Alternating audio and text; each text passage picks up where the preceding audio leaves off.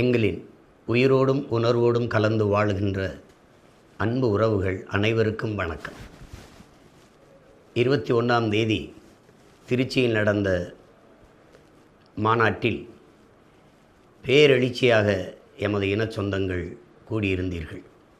இது நம் இனத்தின் திருவிழா, எல்லோரும் கூடுவோம், தமிழ் பேரினப் பெருவிழா, வென்றுவாகை சூடுவோம், குடும்பம் குடும்பமாய் கூடுவோம், கொடிய அரசியலை மூடுவோம் என்று உங்கள் பிள்ளைகள் அழைத்த அந்த அன்பு அழைப்பை ஏற்று உலகெங்கும் இருக்கிற பல்வேறு நாடுகளிலிருந்து எனது அன்பு சொந்தங்கள் அந்த மாநாட்டிற்கு வந்து பங்கேற்றீர்கள்.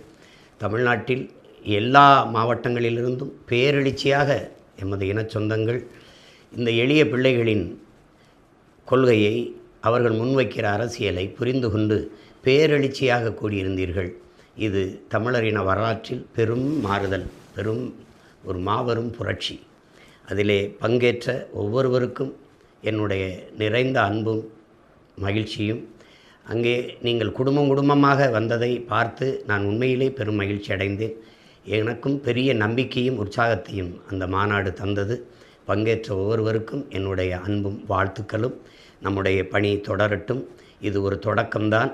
களத்திலே வென்று முடிப்பதில்தான் நமது இலக்கு இருக்கிறது. எல்லோரும் ஈடுபாட்டோடு அரும்பாடு ஆற்றி நாம் வெற்றியை தொடுவோம். எல்லா வேதனைக்கும் ஒரே ஒரு மருந்து தான் இருக்கிறது, அது சாதனை. அந்த சாதனை தான் வெற்றி. எப்படி பார்த்தாலும் வெற்றிக்கு ஒரே வழிதான் இருக்கிறது, கடுமையான உழைப்பு. அந்த உழைப்பை கொடுத்து நமது வெற்றியை அடைவோம். நம் இலக்கு ஒன்றுதான், இனத்தின் விடுதலை. இனம் ஒன்றாவோம், இலக்கை வென்றாவோம். புரட்சி எப்போதும் வெல்லும், நம் வெற்றி அதை சொல்லும். தமிழ்தாய் வாழ்க, தலைவர் பிரபாகரன் வாழ்க. எல்லோருக்கும் என்னுடைய அன்பும் வணக்கமும் நன்றியும். நாம் தமிழர்.